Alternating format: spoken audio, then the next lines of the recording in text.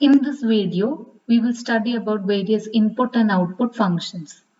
So input function means to take values and output function means to print the values on the screen.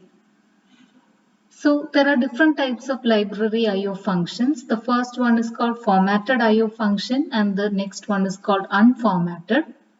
And they are divided into various types which we will see in the upcoming slides.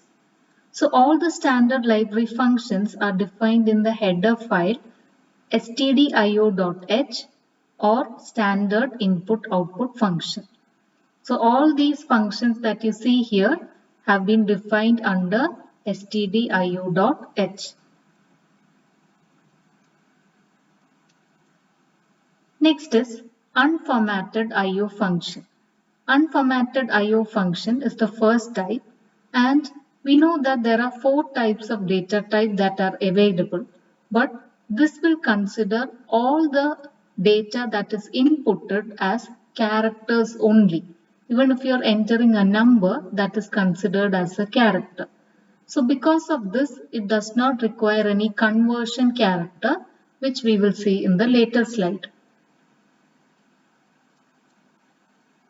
So the first example of unformatted input function is getChar. GetChar means it is used to get a character.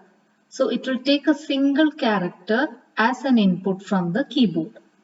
Even if multiple characters are entered, only the first one is considered. So here char A. Char A means a variable called A is declared and A is equal to getChar. So let us say that a letter B has been typed by the user in the keyboard.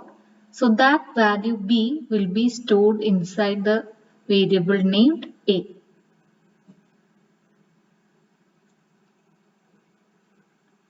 Next is getCH.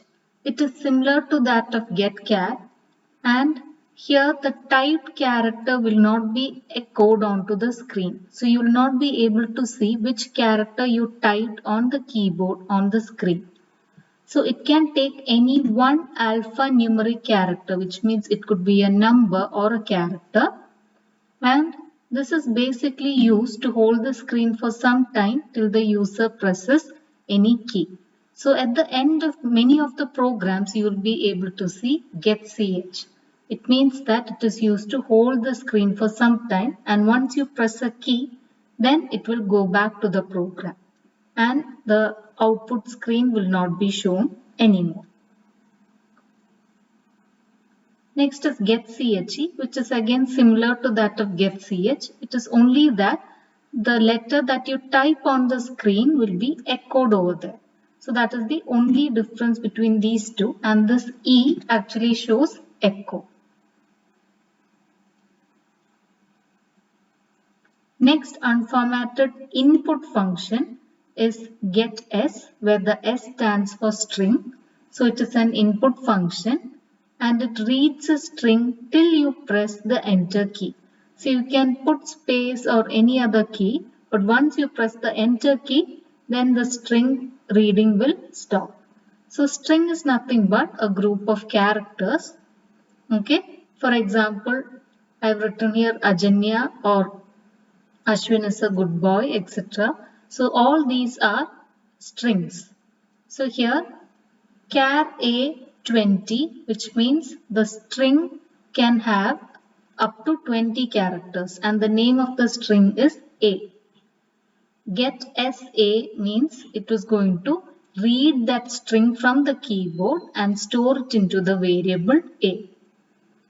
Next, you can print that value onto the screen, which is an output function, which we will see later. So you can read that. Next unformatted output function is a putChar. It is used to output a single character onto the screen. For example, putChar variable followed by semicolon is its syntax. As we saw in the previous example, if A has stored the value B, this will print B on the screen. Next is putS. PutS is an output function. It is going to put the string onto the screen. So it is used for outputting a string. So the string or the set of characters which are stored in A will be printed onto the screen.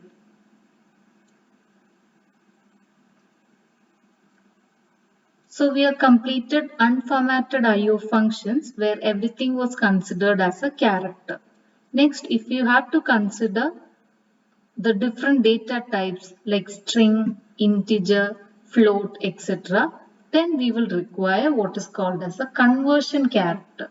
So only using this conversion character, the computer can identify the data type of the variable.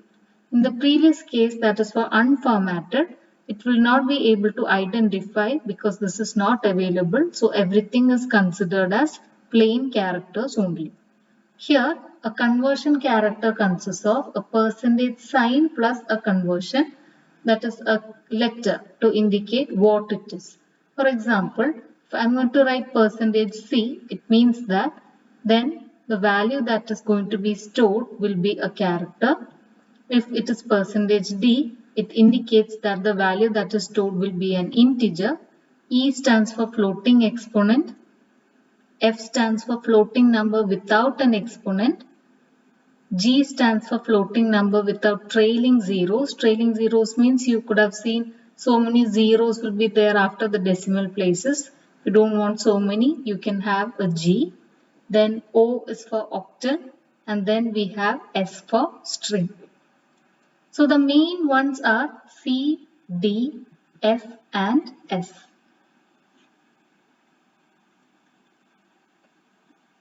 So let's see.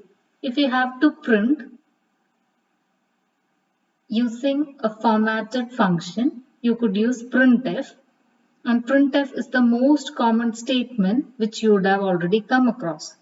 So printf, then you write the control string, then you can write which are the variables or the argument over here. So the control string is written within double quotes. That is what you have to note. So for example, printf, the sum of %d numbers is %d. In the first place of %d, n will replace this %d, and in the second one, the value of sum will replace over here. So it means that the values of n and sum get substituted where we have written %d. So there can be space or letters between the conversion character and printf, and whatever the statement is, that is the sum of, say if n is 5, then it will print the sum of 5 numbers is 10, or whatever the value of sum is. So it does not matter what you write within the double quotes, the entire thing will be printed onto the screen, and wherever you have written %d or the conversion character, that is a control string, wherever you have written, that will be printed onto the screen. Next is scanf. Scanf is used to input, or it is a read-in function. It is again built in because it is defined under stdio.h. You don't know exactly what is taking place inside scanf.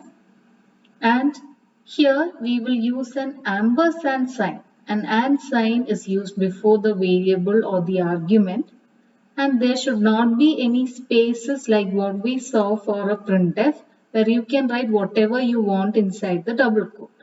Here inside the double quote, without commas or spaces, you have to write which are variables you are going to read in, followed by ampersand, the variable name which is separated by commas. So this %d, which indicates that